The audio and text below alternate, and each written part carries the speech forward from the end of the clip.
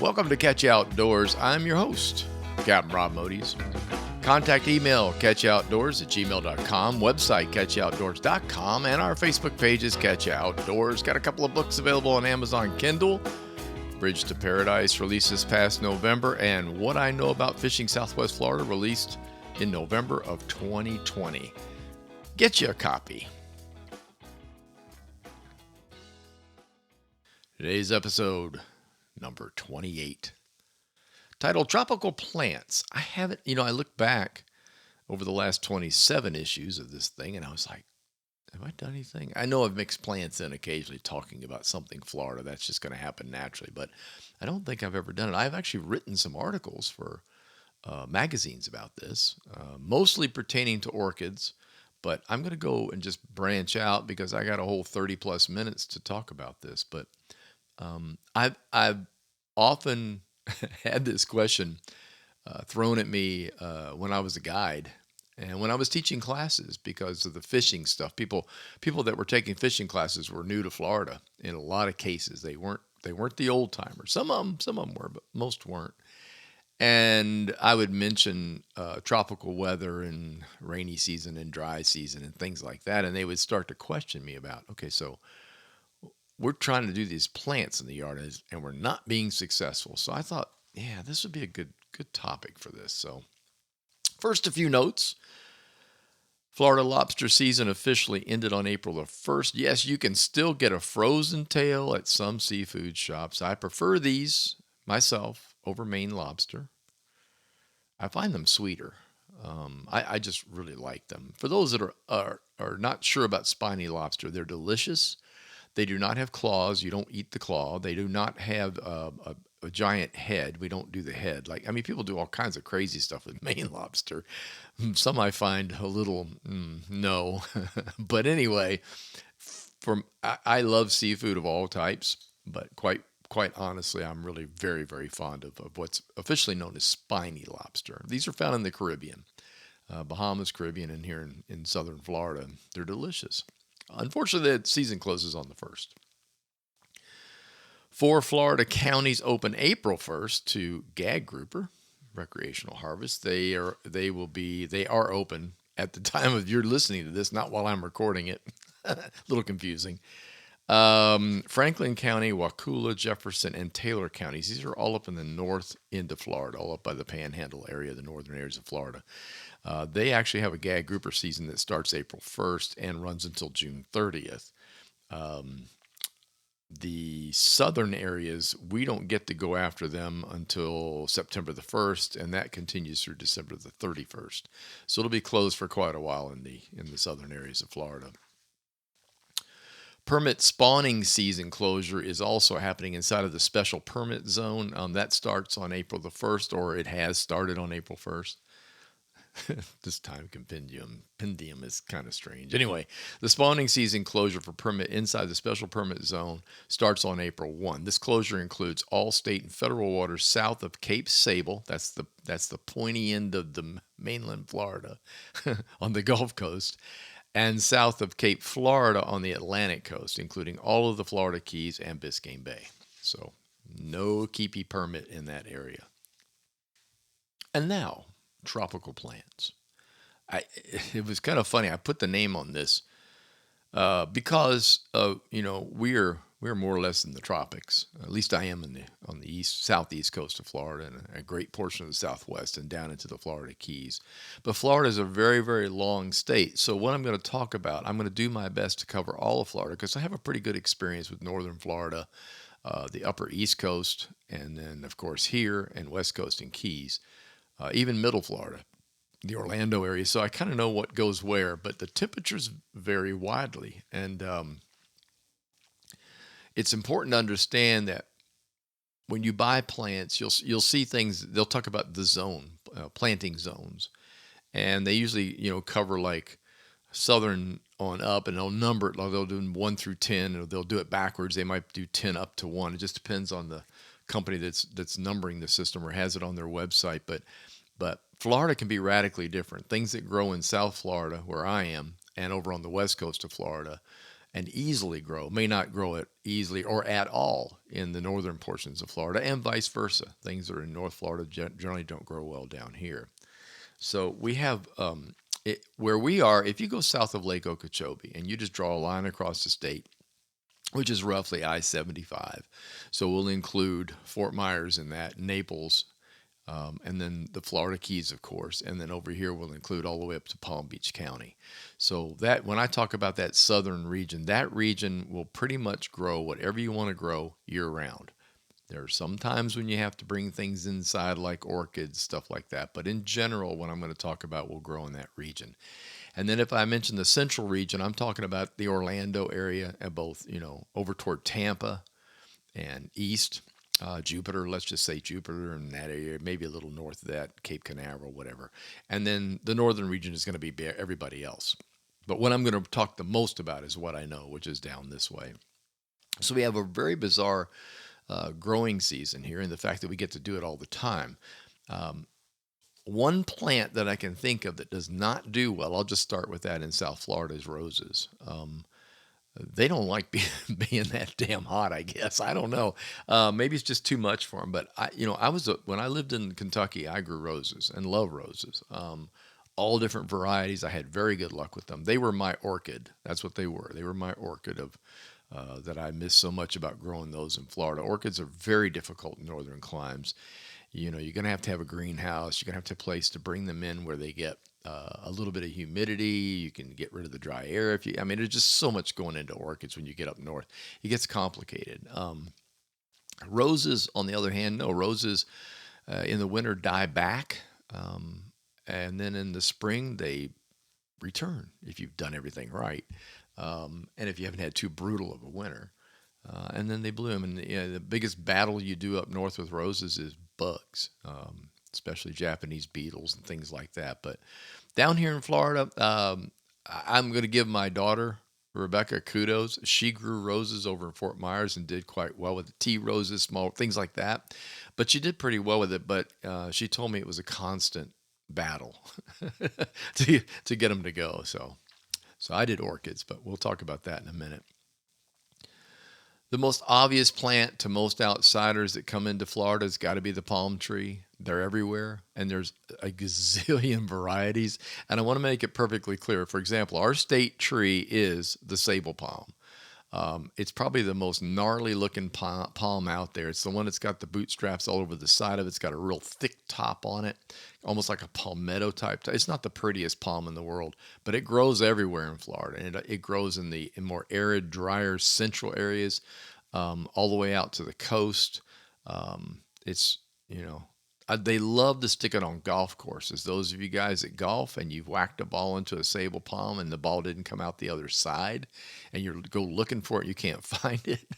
I think the golf course builders on purpose put those out there just to torture people from up north that have no idea what they're dealing with. You can't just whack a ball through that tree. Especially through the upper, obviously not the bottom, but in the upper part of the tree, it'll just catch a ball and that's the end of it. You'll never see it again.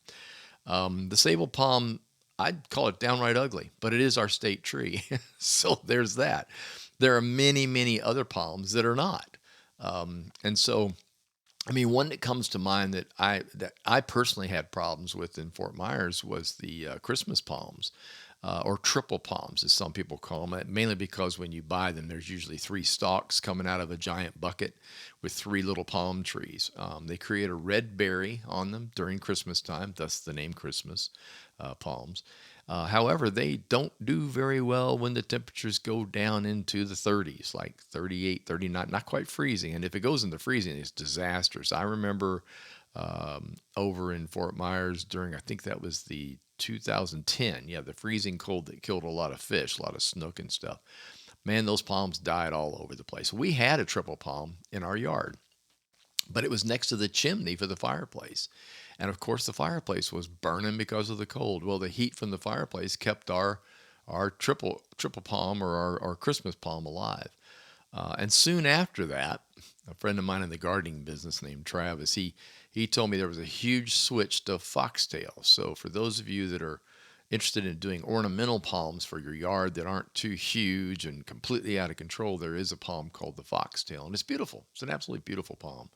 So, but palm trees are like the most recognizable. As you go up and down Florida, go up and down the interstates, go up and down any of our highways, you're going to see all kinds of different palms. In the case of Fort Myers, the palm is the royal palm. The royal palm runs all the way up the boulevard, up to downtown, from downtown Fort Myers all the way down the coastal road of the Caloosahatchee River.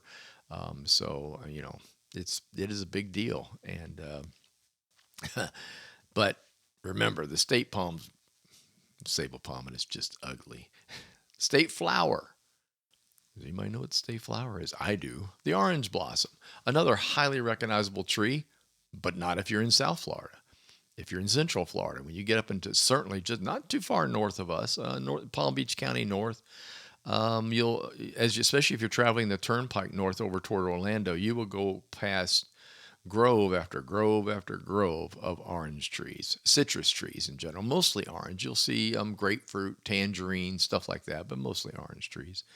I was talking when I mentioned I was going to do this talk, and Janelle and I were talking. We talked about her parents built a house in an orange grove, and so did my parents.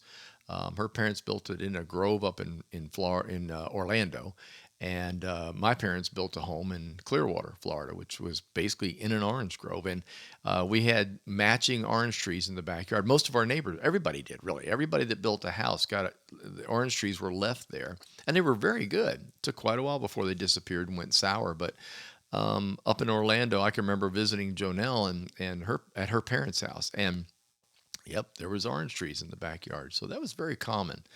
But the orange blossom is the flower. And if you've been here when they're blooming, oh my goodness, it is probably one of the most pleasant smells on the planet. Our state wildflower is called the coreopsis.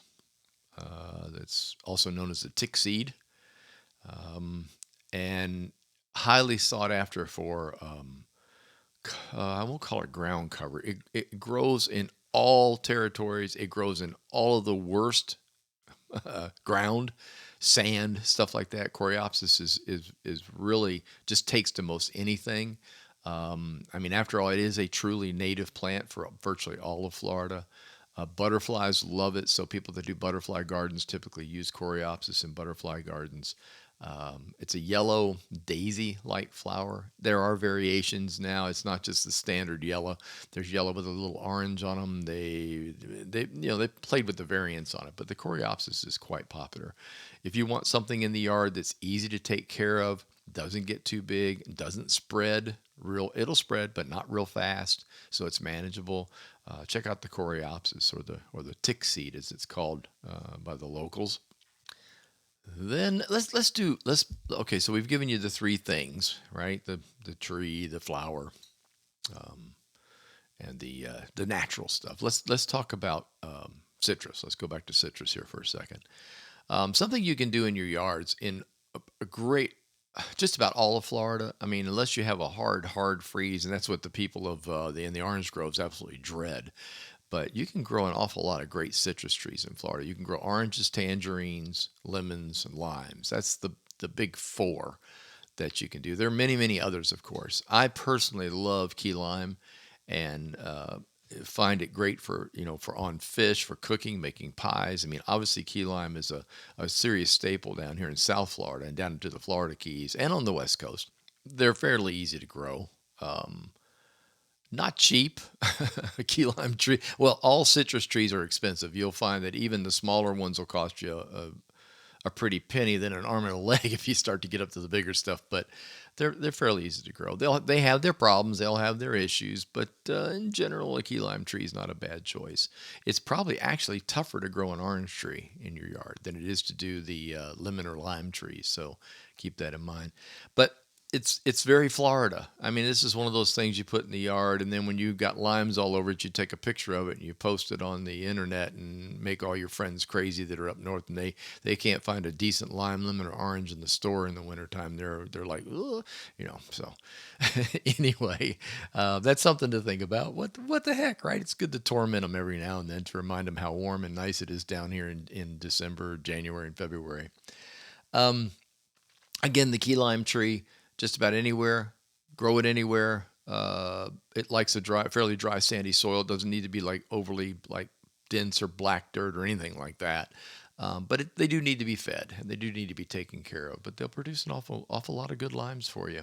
Flowering plants in general. Let me go into that direction for this part. So we've got your stuff now. You got your yard working on. Got your coreopsis out there. Got your lime tree. Your palm maybe put a palm out front. You never know. Flowering trees, basically general flowers. There are a couple things that are just say flowered all over them. Number one's the hibiscus, and they're very easy to grow, and they're very difficult to grow. They're two. Okay, and you need to ask a lot of questions before you buy a hibiscus. The standard stuff, the ones that have the tropical color, the red and the orangey tropical colors, things like that, the yellow ones, very popular, and they generally do very, very well. About the only thing that'll really get them is a hard cold, so you have to be careful of that. But let me tell you what, they need to be fed. They will suck everything they can out of the soil. So wherever you put them, you're going to have to be careful about that part of it. But it's such a Florida plant. There are dozens of different hibiscus plants. There are all kinds of hybrids. They have melded them together to create some beautiful, amazing colors in the flower itself. There are tall ones, short ones in between. Just you can hedge them. All kinds of stuff with the hibiscus.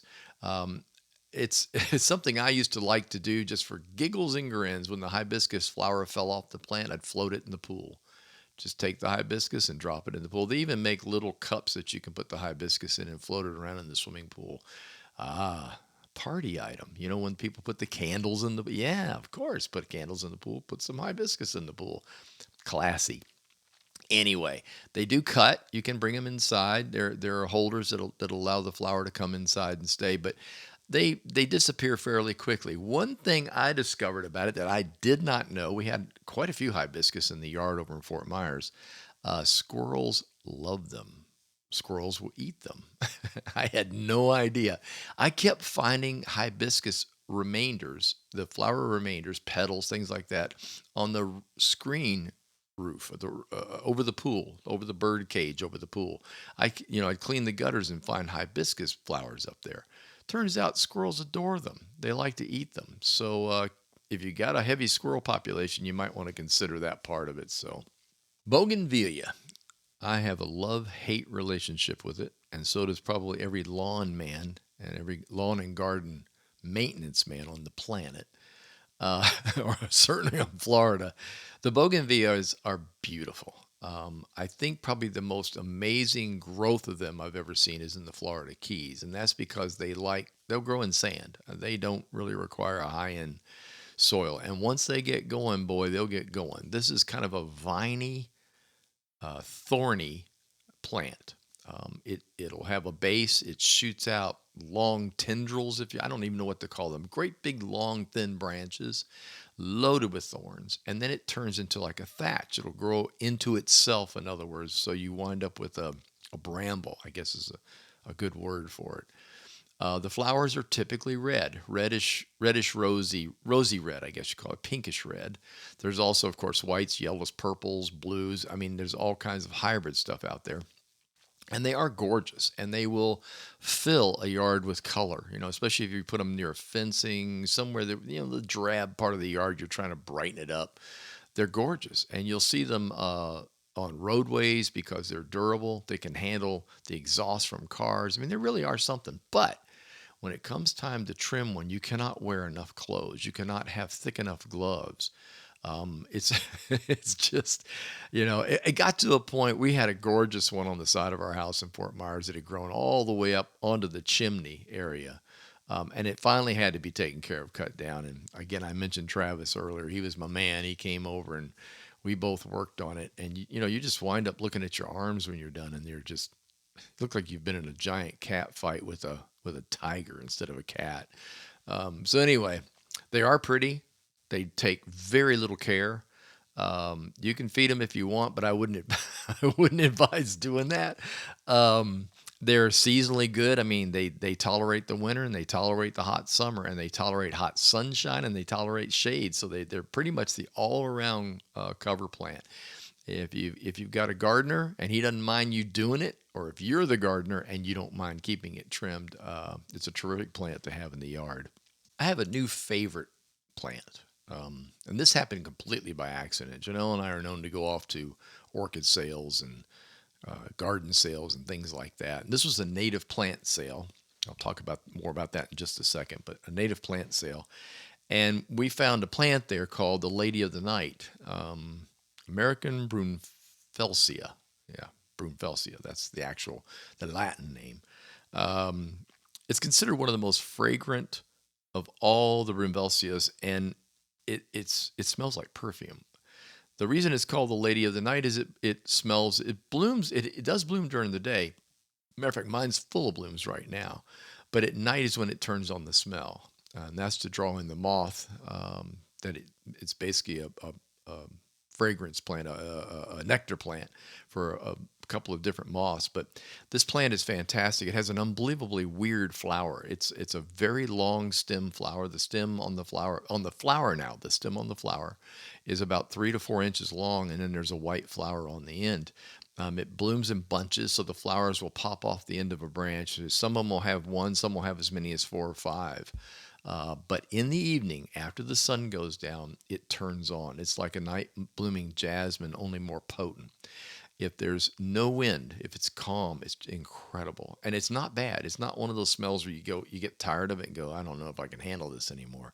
This is a very, very pleasant odor. Most people that I read about when we got this thing said, you're not going to believe how good this thing smells. And they're absolutely right. In the daylight, the flower doesn't close up. It just simply stops emitting the odor. If you put your nose right on it, you can smell it, a little bit of it during the daylight. But mostly it's a nighttime smelly plant. It's really good. All right, let's go with the native plant talk here. This is really important for you to understand, especially if you're new to Florida. Um, People come down from up north and try to do what they did up north in Florida, and then the plants die and they don't know why. Or they try to keep a lawn perfectly green and it becomes a monstrous chore to put enough water on it, which is bad, especially nowadays. And they try to keep everything as green as possible, which is bad because they put the wrong grass in the yard. So there's a lot of things that can go wrong for you if you're not used to doing Florida. But one of the best things you can do is a line called native plants. And native plant gardens are everywhere. Garden centers are everywhere. And I know in Fort Myers, I had a favorite over there. I have a favorite over here that I go to on southeast coast of Florida, but they are literally everywhere. And the reason I mention that is because every region has its own native plants. So some plants that work really, really well in South Florida or Southwest Florida will not work well up in Central Florida and certainly not in North Florida. But every area of Florida has native plants. Native plants are good. Number one, they're typically drought resistant during winters when things are dry, and they don't care if they get overly wet during the tropical seasons. So when summer comes and the rains come every day, these plants just don't care. They typically flower all the time. Native plants produce a flower generally year round. Some don't, but most do. They are considered by a lot of people as a butterfly plant. A great many native plants are a butterfly attractor. And I'll talk more about that in a minute too, but keep that in mind. So when you're shopping for native plants, you want to look for a native plant garden center. As a matter of fact, and I don't know about Central and Northern Florida, it's probably the same, but down here, even if you go to Lowe's or Home Depot and you go to their outside garden centers, they usually have a cordoned off area or a section, if you will, of nothing but native plants. And these things rotate in and out. Some of my favorites, milkweed, that feeds butterflies, that feeds monarchs. Well, it feeds a lot of different butterflies, but monarchs like it better than anything else. These will have yellow or orange flowers depending on which plant you get. There's a lot of other ones. That's just one that popped out of the top of my head, but there's lots and lots of really great native plants. So keep that in mind when you're deciding to landscape a yard. You know, you'll help the environment because you're not going to have to be putting water on it constantly. And it's not going to matter if it gets a little cold in the winter, and it's not going to matter if it gets overly damp or wet. So go with native plants. Very important. I could do a whole talk about a butterfly garden, but I won't. Actually, maybe I will in the future. There are two things that I absolutely love doing in Florida outdoors besides fishing. The other two things are butterfly gardening and orchids. In the world of butterfly gardens, it's really pretty simple. Again, you're going to use mostly native plants to attract the butterflies that we have here in Florida. Most notable would be the monarch. We also have the zebra longwing, Gulf fritillary, swallowtails of several different types of swallowtail. There's a lot of different native butterflies that are here all the time. And the only thing about it that's unusual about a butterfly garden is most people will go into a store or a garden center and it'll say butterfly plants. Now, most of those plants are actually nectar plants, meaning that it has a pretty bright flower on it that attracts a butterfly to feed. But it doesn't continue the cycle of the butterfly, which is really, really important. I mean, basically, what you have is you have a critter that's flying around, and he or she's beautiful, and then she lays eggs on what's known as a host plant. Now, that's a whole different deal from a nectar plant. So you have two things in the butterfly world. You have a nectar plant and a host plant. Nectar feeds them. Almost anything that's bright, shiny, pretty is what they're attracted to. But what they lay their eggs on is called a host plant, because when the eggs hatch, out comes the caterpillar. And the caterpillar usually starts to eat that plant that's been planted on. Thus, it's a host plant. Milkweed, I'm going to use that as an example. I'm not going to get into all the details. I might do this later as a podcast. Tell me if you like it, and I will. So the butterfly, let's just use the monarch as an example. The monarch comes, lays eggs all over a milkweed plant. The milkweed is tall, stalky, large green leaf with beautiful little orangey flowers on it and yellow flowers, just two varieties. Okay, so out pop the little caterpillars, and the caterpillars immediately start chewing on the milkweed. And I mean, they will take it down to the stalk. Milkweed's a remarkable plant because after it looks like it's going to die, the caterpillars go away, the leaves come back out. It's like a cycle. The caterpillars then crawl off the plant, go find a place to turn into a chrysalis. Usually, in our case, it was on a fence underneath like wood slats. They'd find a place, they'd hang there, and they would crystal, and then it takes about, it depends on the butterfly, but in the case of the monarch, it would be 3 weeks, maybe as long as 4, depends on temperature and a lot of other things. But anyway, out pops a butterfly. Then the cycle starts all over again. The butterfly goes and flies all around and eats on the what? The nectar plants, right? It doesn't care. It just wants nectar. It wants to feed. And then eventually it gets ready to lay eggs again and it goes back to the host plant. So if you're going to do a butterfly garden, it's real important to understand the two, because a lot of butterflies that you see and love have virtually 1 or 2 host plants. It's a very important part of the cycle. Otherwise, you won't get any caterpillars and you won't get any more butterflies. Now, I'm not saying that if you put pretty flowers in, you're not going to draw the butterflies. You are, the butterflies that hatch. But why not do the complete cycle? Help things that the monarchs are in a bit of trouble. You keep hearing stories about the waning numbers. And so this is your chance. I love doing it. I really do. It's one of my favorite things to do in the yard is to have a butterfly garden. Last but not least, orchids. Listen, there's a lot more, but I got to cover orchids here. And this is another one I could probably do an entire podcast on. We shall see. So far, I haven't run out of subjects. My friends call me the orchid dude. I used to be the fishing dude. Now I'm the orchid dude. I've always been the orchid dude. I love orchids. It was something that I really couldn't do, as I mentioned before, when I was in Kentucky. I switched to roses because it was the same sort of thing, raising roses and growing roses, and I like that. And of course, the run for the roses, right? Yes, Louisville, Derby. Yeah, you got it. Okay, so anyway, back to Florida. I'm like, man, I'm getting back into this. I'm gonna put these. I'm gonna go all out orchid, and I did, and I've had great luck with it. But I have a secret. And the secret is grow the easy ones. Now, you can get into the more complicated, and I have a friend who does that, and she does a great job at it. But I just don't have the desire. I am known as the Vanda killer.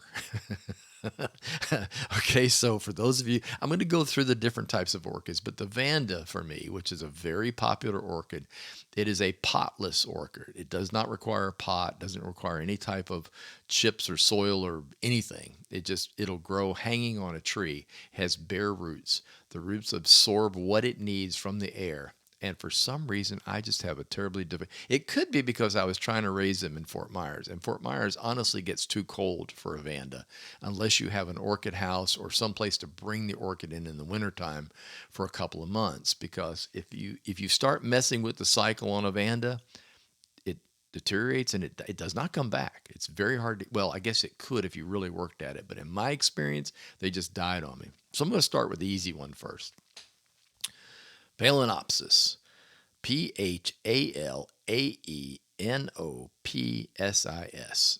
Phalaenopsis. They're very, very popular and they are found in grocery stores. If you go into any Florida Publix, just about any Publix, you'll find Phalaenopsis is like their orchid. They always put on the center table for sale. Buy one, get one. They'll be about $20 a piece. Sometimes it'll be buy one. Down here in South Florida, we get them for $15 for two. But of course, they grow them just south of here, down in Homestead. So we kind of got a great way to get these. Very popular, very pretty, beautiful flowers, lots and lots of colors. Stay healthy. They need care, like all orchids do. But honestly, as long as you're good about a watering cycle and feeding them once a month, they do very, very well. One of my other secrets about orchids is growing them outside. Something that we have an advantage of in all of South Florida region, whether it's Southwest or Naples or here, Fort Myers and Fort Lauderdale, Miami, is we can grow our orchids outside, and that alone is probably one of the best things you can do if you want to get into this hobby. And the reason I say that is they are fairly temperamental about being moved. They get used to a certain spot in the yard, even, and they get a certain degree of sunlight that they need and a certain degree of moisture and humidity and whatever. And they tend to lock onto that. And I have found that if I shift an orchid from one spot to another, sometimes it's detrimental. Sometimes they'll stop spiking and they won't put flowers out. But if I move it back to the original location, within a few weeks, you can already tell the plant's happier about it. So it's kind of weird in that regard. But being able to grow them outside is a huge deal. If you're going to grow them outside, which you can do a great deal of Florida gets hot, a great deal of Florida gets sweaty. You need that tropical feel, that humidity to really do well with orchids. You still need a backup plan for removing them from the outdoors if things go bad. So if you start to get a big cold front, especially up north, but in middle Florida and down south, you need to have a place to take them. Remember, as the orchid habit grows, you're going to get a lot of these things, and bringing them inside is going to be a big problem if you have too many. So you kind of need to plan ahead. My case in Fort Myers, I used a 2-car garage. I took everything out of the garage, parked the cars in the driveway, and put the orchids in the garage. And that could be for 3 or 4 weeks if you got one of those really good cold fronts, one after the other coming through. So you need to plan for that. Okay, some easy ones. Cattleyas. I like growing cattleyas. Dendrobiums. They're beautiful. Dendrobiums put out a long leg, if you will, and the flowers grow off of the leg. They hang down. They're beautiful, absolutely beautiful. Epidendrums. Those are kind of a tight. It's hard to say, like a bouquet, and the flower itself grows within the greenery of the bouquet. They're really pretty. Then there's also how do I oncidiums. Dancing ladies is what I call it. You'll see these quite a lot in Florida. It's very popular at orchid shows. This is a bright yellow orchid that looks like a dancing lady. It looks like a little woman in a dress dancing, and it puts out dozens of these yellow flowers. Very popular and very easy to grow. So, but go with Phalaenopsis. If all else fails, Phalaenopsis is where you want to be. If you've never done orchids, that's where I would start. Maybe get you 2 or 3 and just watch them, and don't fiddle with them too much. Don't worry about cutting them and moving them and twisting them and staking them, and just leave them alone and let them do their thing. And I think you'll be pleasantly surprised. They take a great deal of paying attention to. I've got to be careful how I say this. They take a great deal of paying attention to, but very little care. And what I mean by that is fiddling with them is usually detrimental to an orchid. An orchid will surprise you by doing what it needs to do by simply being left alone, watered correctly, not too much, and giving it enough food to make sure it shoots spikes up and blooms. Well, there you have it. Plants in a nutshell. Thank you so much for listening. I appreciate you taking the time to tune in. If you enjoyed this podcast, please tell a friend, share it on social media.